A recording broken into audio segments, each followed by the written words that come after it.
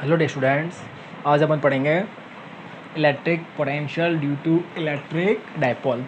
इसके पहले अपन ने electric potential due to point charge and group of charges इनके कारण पढ़ा था।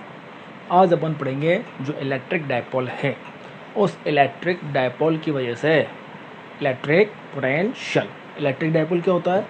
कोई भी two same magnitude and opposite polarity के जो चार्जेस है वो स्मॉल डिस्टेंस पर प्लेस्ड हो तो उसको अपन क्या बोलते हैं? Electric dipole.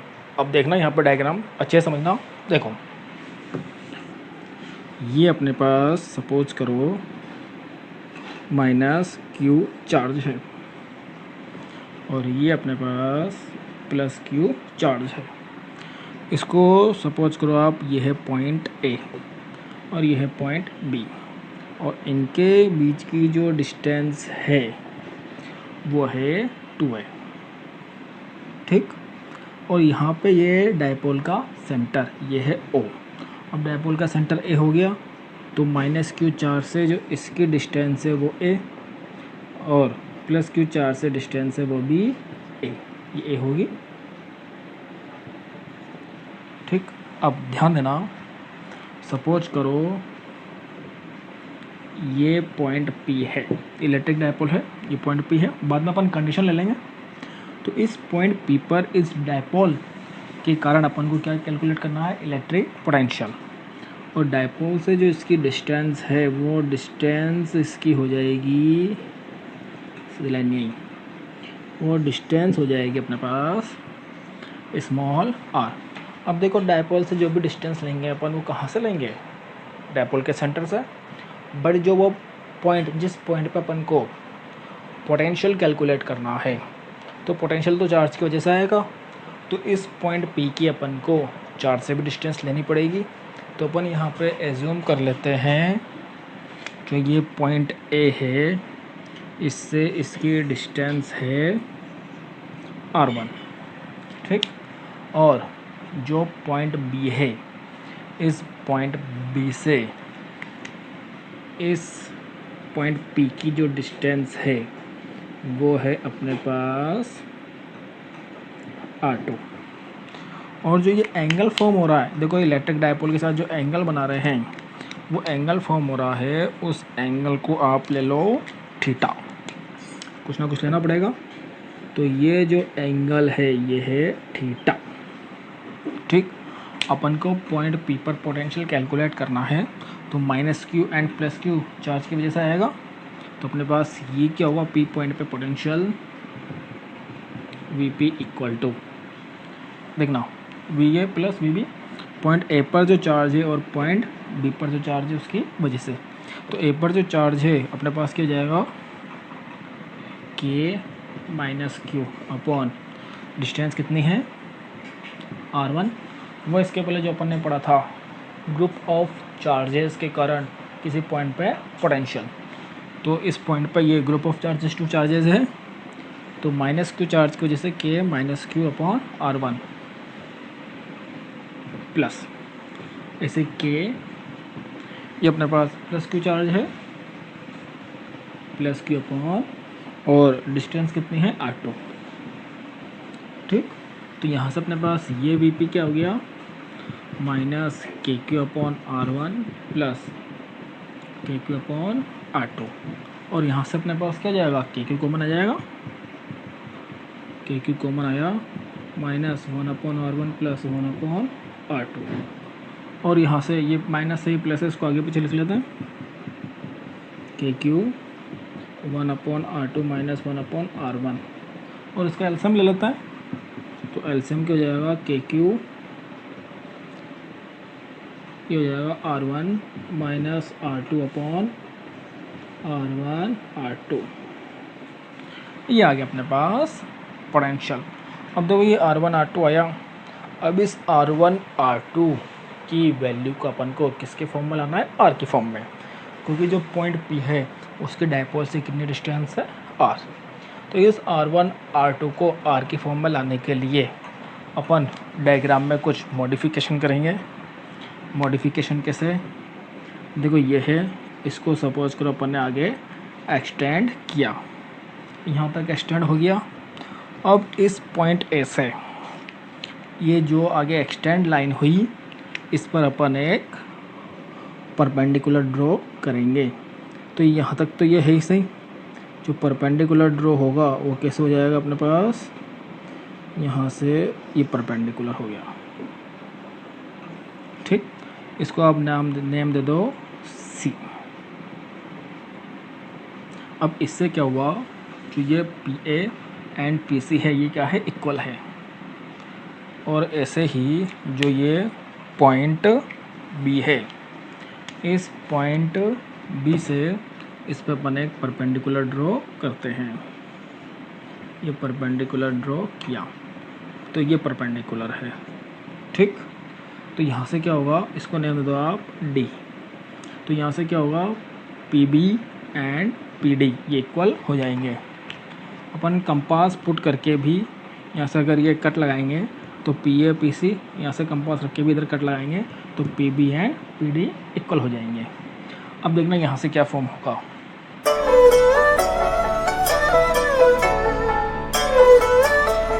अपन को R1 और R2 को लाना है R की फॉर्म में। अब देखना, अपन सबसे पहले लेते हैं ट्रायंगल। देखो यहाँ से हो जाएगा P A equal to P C equal to R1, ये तो अपने पास है ही सही। अब यहाँ से अपन लेंगे सबसे पहले ये AC लाइन, AC नहीं सॉरी, अपन लेंगे ये PC लाइन। तो PC इक्वल टू यहाँ से क्या हो जाएगा, PO प्लस OC। अब देखो ये जो PC है, PC equal to PA equal to R1, तो ये तो हो गया अपने पास R1। PO ये क्या है, स्मॉल r प्लस OC। अब इस OC की वैल्यू निकालनी है, तो इस OC की वैल्यू कैसे निकलेगी, वो निकलेगी इस ट्रायंगल से, कौन सा, AOC। तो फ्रॉम ट्रायंगल AOC, ये राइट एंगल ट्रायंगल है, तो AOC यहाँ से देखना, देखो ये थीटा है तो ये भी क्या होगा, theta.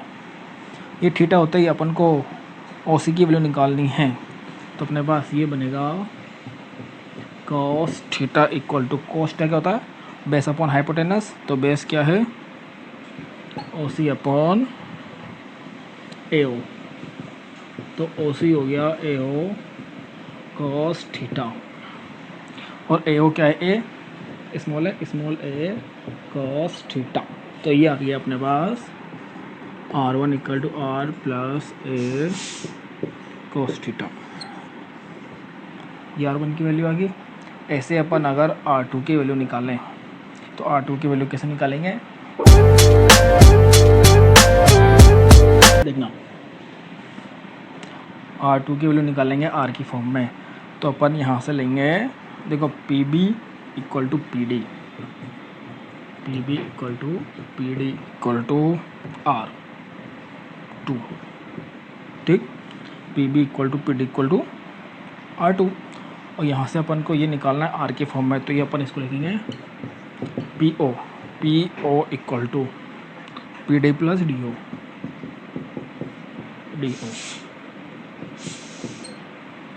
PO equal to PD plus DO। तो PO क्या है, R, और PD कितना है, R2 प्लस DO। इस DO का मान निकालना है, तो अपन ये राइट एंगल ट्रायंगल है DOB, तो ट्रायंगल DOB से क्या हो जाएगा,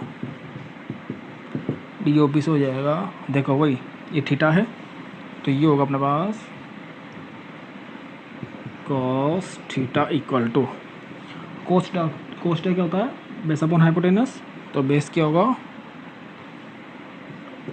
OD अपॉन OB, और OD हो जाएगा OB cos थीटा, और OB क्या है, ये A स्मॉल है, तो स्मॉल a cos थीटा, तो OD आ गया। तो यहाँ से अपने पास क्या हो जाएगा, ये यहाँ से ये बन जाएगा R equal to R2 plus DO, OD एक ही बात है, A cos थीटा।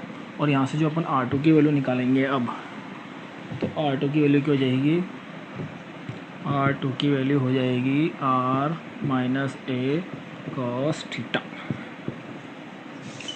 तो अपने पास R1 भी आ गया और R2 भी आ गया। इस R1 R2 को अपन पुट करेंगे कहाँ पे, इस फॉर्मूले में, तभी तो R के फॉर्म में आया वो। तो ये अपने पास हो जाएगा Vp equal to K Q R1 minus R2 R1 R plus A cos theta minus R minus A cos theta upon R1 into R2 R1 into R2 R plus A cos theta R minus A cos theta.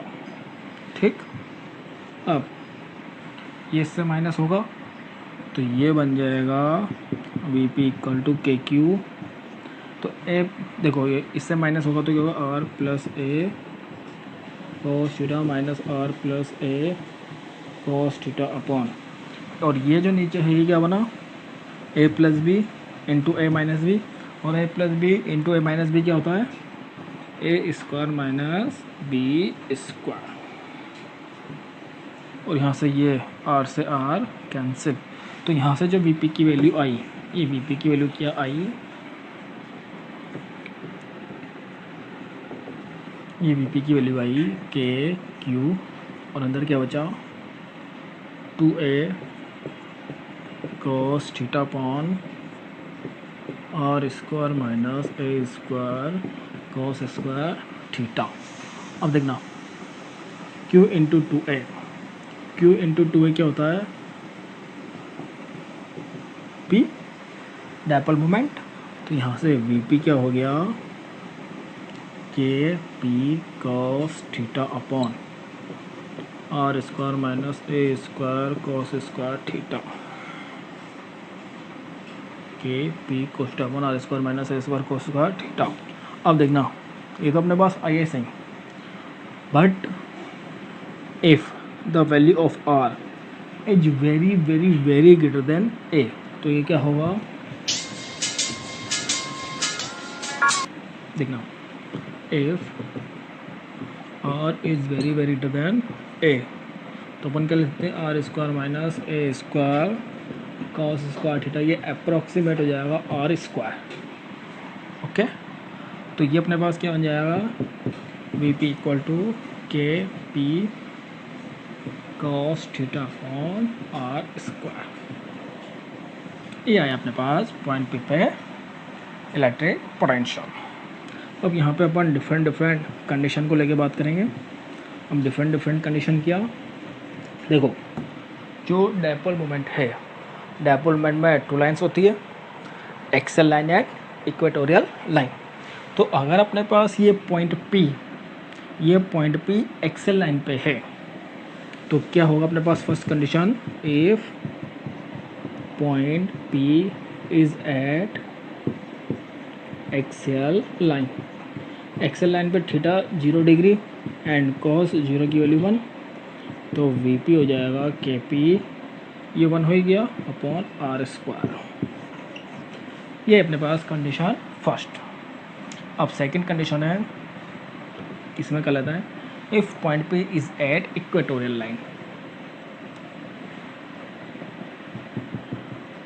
Equatorial line, तो theta क्या हो जाएगा, देखो point P equatorial line पे होगा, तो equatorial line पे theta क्या हो जाएगा, 90, थीटा हो गया 90 डिग्री, तो ये हो गया 90, और cos 90 की वैल्यू 0। अब cos 90 की वैल्यू 0 है, तो अपने पास Vp क्या हो गया, ये हो गया अपने पास 0। तो यहाँ से कंक्लूजन क्या आया, देखो कोई भी इलेक्ट्रिक डायपोल है, तो इलेक्ट्रिक डायपोल की जो इक्वेटोरियल लाइन है, इक्वेटोरियल लाइन के किसी पॉइंट पर जो इलेक्ट्रिक पोटेंशियल होगा उसकी वैल्यू क्या होगी, 0। अब यहाँ से देखना जो इक्वेटोरियल लाइन है, इक्वेटोरियल लाइन पे जो इलेक्ट्रिक फील्ड है, इलेक्ट्रिक फील्ड 0 नहीं होता, बट इलेक्ट्रिक पोटेंशियल क्या है, 0। एंड जो जनरली इलेक्ट्रिक पोटेंशियल है, इलेक्ट्रिक पोटेंशियल में जो पॉइंट चार्ज है, इस पॉइंट चार्ज की वजह से जो इलेक्ट्रिक पोटेंशियल है वो होता है के क्यू अपॉन आर। और यहाँ पर आया क्या, P = अपॉन आर स्क्वायर। तो जो पॉइंट चार्ज से पोटेंशियल है वो तो इन्वर्सली प्रोपोर्शनल आर है, बट यहाँ पर जो डायपोल मोमेंट है इसकी वजह से जो पोटेंशियल है वो क्या है, inversely proportional to R square. और देखना, अगर पोटेंशियल को अपन वेक्टर फॉर्म में निकालें, मीन्स पोटेंशियल तो स्केलर क्वांटिटी है, बट उसका जो फॉर्मूला है उसको अगर अपन वेक्टर फॉर्म में लिखें तो कैसे लिख सकते हैं, देखो वी बी होता है KP cos theta upon R square. यहाँ पे ये कांस्टेंट है, ये वेक्टर क्वांटिटी है। अगर हम इस आर को ऊपर नीचे मल्टीप्लाई कर दें तो क्या हो जाएगा, VP = KP R cos theta upon R Q.